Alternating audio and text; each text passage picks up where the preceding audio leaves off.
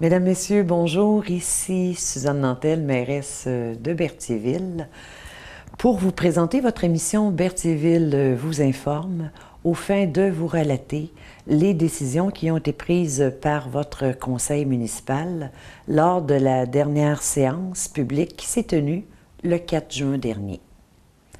Avant de procéder à l'adoption des résolutions, j'ai tenu tout d'abord à souligner la présence de Mme Sylvie Dubois, qui agira dorénavant à titre de greffière lors de la tenue de nos assemblées suite à sa nomination à titre de directrice générale et greffière en raison du départ à la retraite de M. Lincoln Le Breton.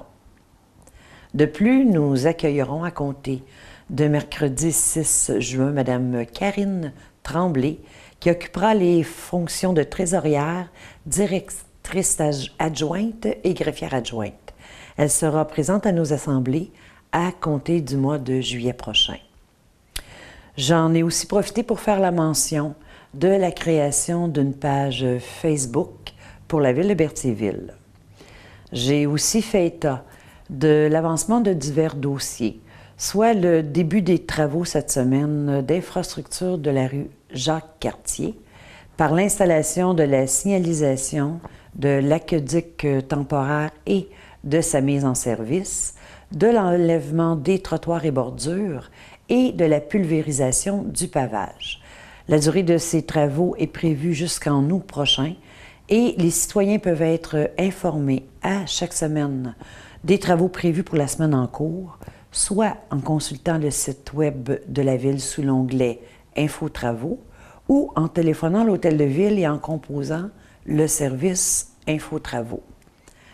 À ce propos, une rencontre citoyenne s'est tenue la semaine dernière où tous les citoyens du secteur avaient été invités et lors de laquelle nous leur avons fait part des modalités des travaux. Il a aussi été question du traçage de lignes de rue qui a été complété depuis la semaine dernière et il y a eu élagage d'arbres à la descente de bateaux pour en faciliter l'accès et l'éclairage. Cette semaine, les travaux de stabilisation de la rivière Chaloupe se poursuivront par la mise en place de la terre végétale pour la stabilisation du talus près de l'usine de filtration. Les aménagements requis pour l'installation d'une borne de recharge dans le stationnement de la bibliothèque municipale ont été effectués. Et finalement, le nettoyage de la piscine municipale débutera cette semaine en vue de son ouverture envisagée pour la mi-juin. Par la suite, j'ai fait lecture du rapport de la mairesse sur les faits saillants du rapport financier de 2017. Alors, conformément aux dispositions de l'article 105.2.2 de la loi sur les cités et villes, je dois vous présenter les faits saillants du rapport financier et du rapport du vérificateur externe pour l'exercice se terminant le 31 décembre 2017, tel que vérifié par la firme Michaud-Clément Incorporée. Alors, l'exercice financier 2017 s'est soldé par un excédent consolidé de 785 539 $, résultant des recettes consolidées se chiffrant à 8 724 364 $, comparativement aux dépenses consolidées et affectations de 9 509 903 $, telles qu'auditées par le vérificateur externe. Au niveau des réalisations 2017, sur les charges totales consolidées de 9,5 millions, un montant de 176 422 $ constitue des investissements à long terme et un peu moins de 4,5 millions constitue des frais pour des obligations incontournables ou des quotes-parts. Alors, au niveau de la quote-part de la MRC, elle s'élève à 756 995 $. La Sûreté du Québec, 447 178 $. La gestion des matières résiduelles pour un montant de 436 147 $. La gestion de la dette et du fonds de roulement, 963 215 $. Et la rémunération et charges sociales des employés et des élus pour 1 877 605 $. En 2017, la Ville a complété les travaux d'infrastructure de la place du marché, de la rue d'Iberville et d'une section de la rue de Vaudreuil. De plus, les travaux d'ingénierie ont débuté en vue des travaux sur la rue Jacques-Cartier, ainsi que pour les travaux d'augmentation de la capacité de traitement des eaux usées à l'usine d'épuration. Des travaux de pavage ont aussi été réalisés sur les 2 sentiers piétonniers situés entre les rues Cuthbert et Juge A. Sylvestre et le deuxième entre la rue Giroux et l'avenue Gabriel-Brissette. Au niveau de l'excédent accumulé des réserves foncières et du fonds réservé, alors au 31 décembre, l'excédent accumulé, les réserves foncières et les fonds réservés totalisent 4,5 millions. Au niveau de l'excédent de fonctionnement non affecté, on parle de 1 867 586 $. Au niveau de l'excédent de fonctionnement affecté, de 1 191 491 $. Et au niveau des réserves financières et des fonds réservés, 1 443 036 $, pour un total de 4 502 113 $. La dette à long terme au 31 décembre 2017 s'établit à 15 476 275 $. Cependant, une somme de 2,7 millions provenant du gouvernement du Québec sera applicable au montant de la dette. En conclusion, le rapport financier de l'exercice se terminant le 31 décembre 2017 démontre que la Ville est en bonne situation financière.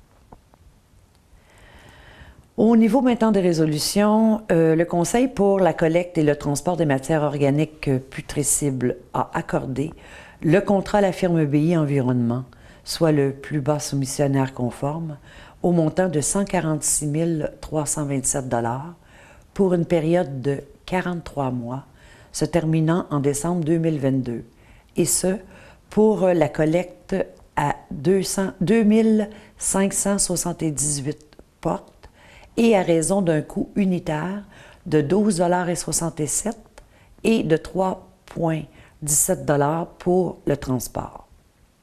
Ce contrat fait suite à un appel d'offres lancé par la MRC de Dautré, auquel nous avons donné suite, collecte qui ne débutera qu'en juin 2019 en ce qui concerne la Ville de Berthierville. Nous avons aussi confié à l'Union des municipalités du Québec le mandat pour lancer un appel d'offres pour l'achat des différents produits chimiques utilisés pour le traitement des eaux, et ce, pour des achats regroupés avec d'autres municipalités pour la période du 1er janvier 2019 au 31 décembre 2020.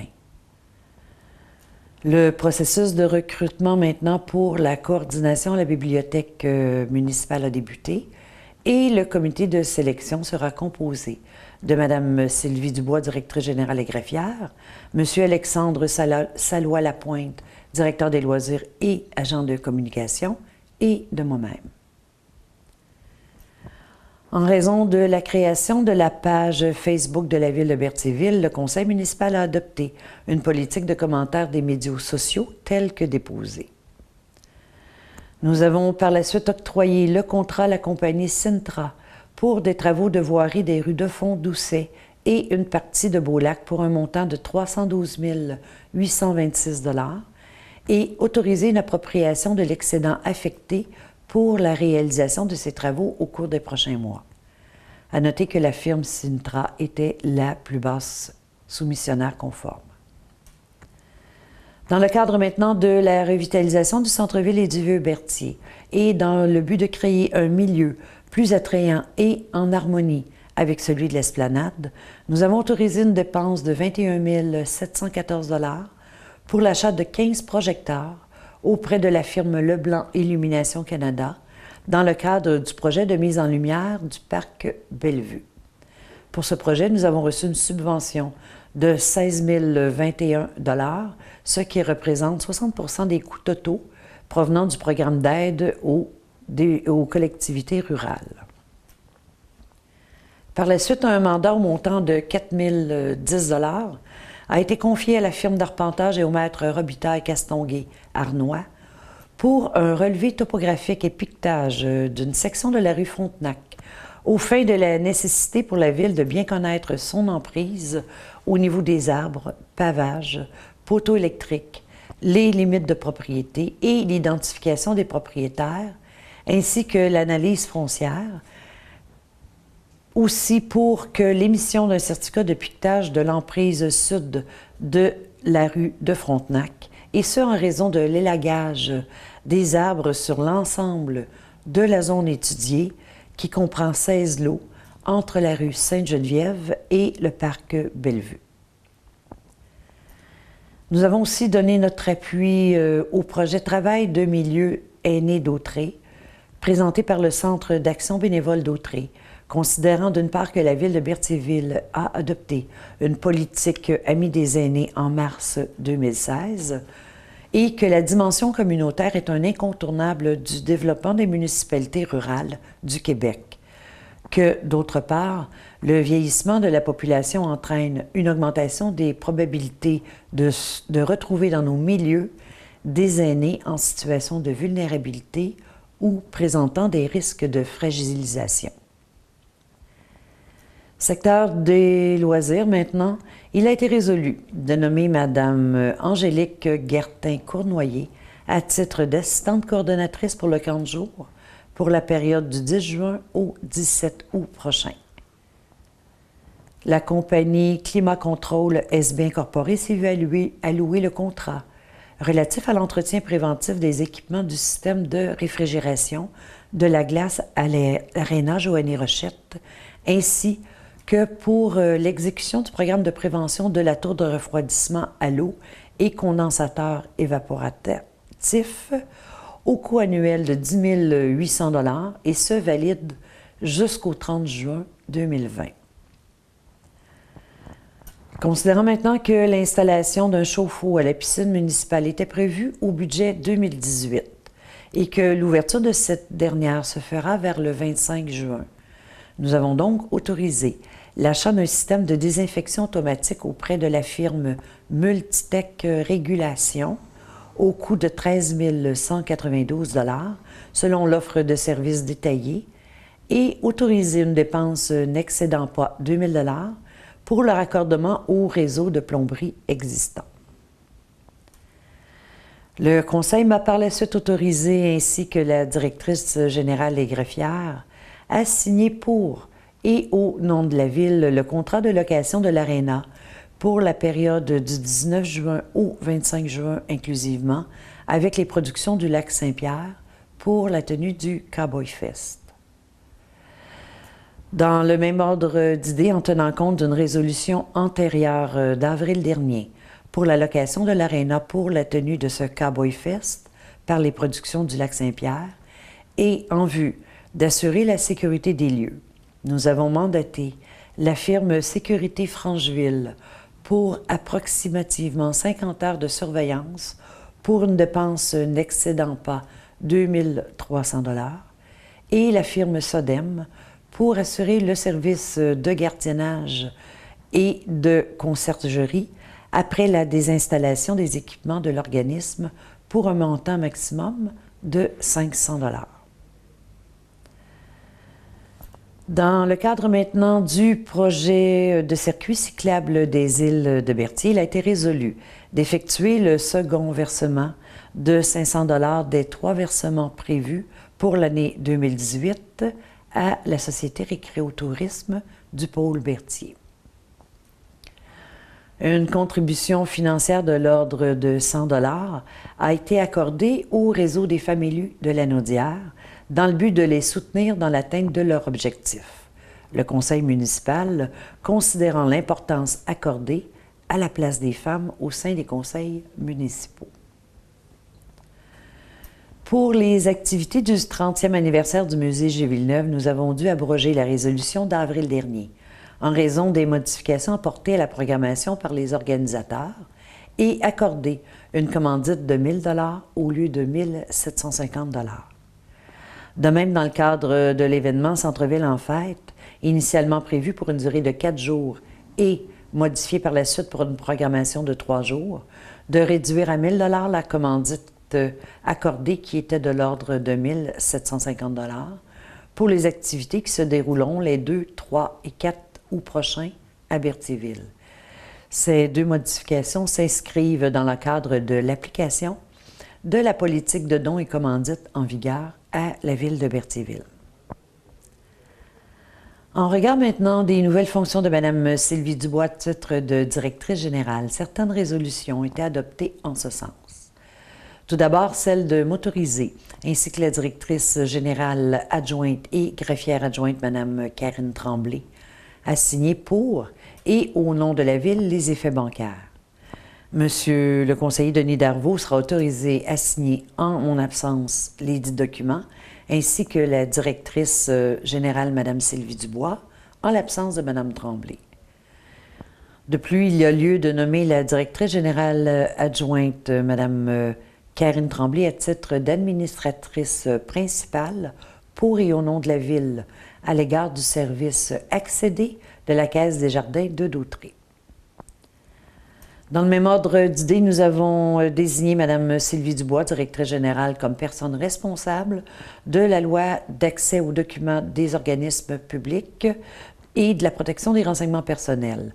Et nous avons aussi abrogé une résolution de juin 2010 pour mandater Mme Sylvie Dubois à signer pour et au nom de la Ville les plans soumis par les compagnies de services publics telles Bell Canada, Hydro-Québec, Gaz Métropolitain et les compagnies de câbleau-distribution.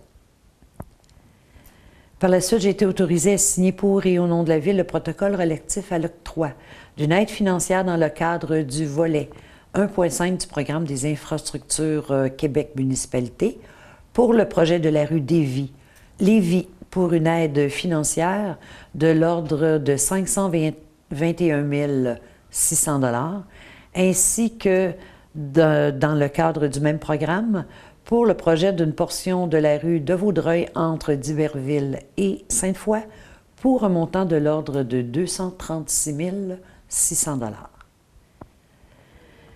Il a aussi été question de remplacer une résolution d'avril dernier en ce qui a trait aux travaux de réfection d'une portion de la rue Saint-Dominique pour lancer une demande de soumission par invitation pour ces travaux d'aqueduc et de voirie.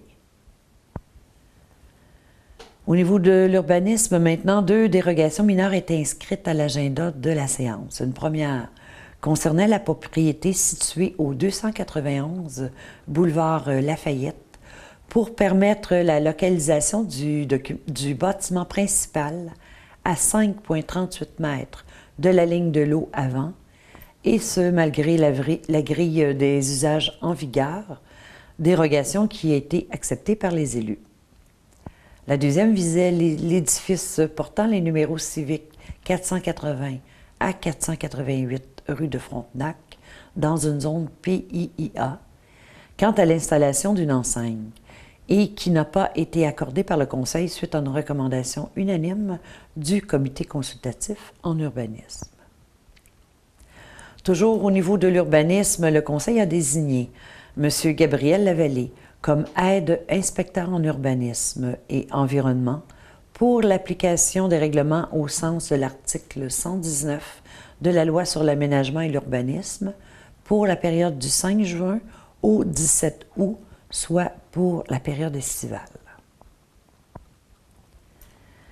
Madame la directrice générale et greffière Sylvie Dubois a ensuite déposé les certificats de conformité de 3 règlements adoptés par votre conseil municipal lors de séances précédentes, soit pour le règlement 748-186 concernant l'abattage et la conservation des arbres, le règlement 748-188 concernant les endroits où sont autorisés les lieux de culte, et le règlement 748-193 modifiant le règlement de zonage concernant les clôtures, les haies, les murs pour les zones à prédominance industrielle. Ces 3 certificats ont été émis par la MRC de Dautré. Les rapports de services suivants ont été déposés, soit celui de l'urbanisme pour le mois de mai, la pesée des déchets domestiques pour le mois d'avril et mon rapport d'activité pour la période du 1er au 31 mai dernier. 2 avis de motion ont été par la suite déposés lors de la séance pour le dépôt d'un projet de règlement modifiant le règlement 917-12 et ses amendements relatifs au stationnement et à la circulation et visant à interdire le stationnement entre les numéros civiques 716 et 740 rue de Montcalm. Et le deuxième concernait le dépôt d'un projet de règlement décrétant l'abolition et la fermeture et la cession d'une portion de la rue La Ferrière. Il a aussi été question d'un autre avis de motion suivi de l'adoption du premier projet de règlement pour modifier le règlement de zonage 748 relatif à l'inclusion d'une partie de la zone 1C7 dans la zone 1R5, modifiant les usages et normes de la dite zone et la création d'une nouvelle zone, soit la 1R35. Ce projet de règlement concerne le secteur derrière la compagnie Bermex, secteur de la rue Grégoire, et vise l'ajout d'usages domiciliaires résidentiels. Le Conseil a aussi adopté le règlement 942, règlement relatif à l'aide aux entreprises, dans le but de favoriser la création d'emplois et l'implantation d'industries sur le territoire de la ville de Berthierville. Règlement valide pour une période de 3 ans.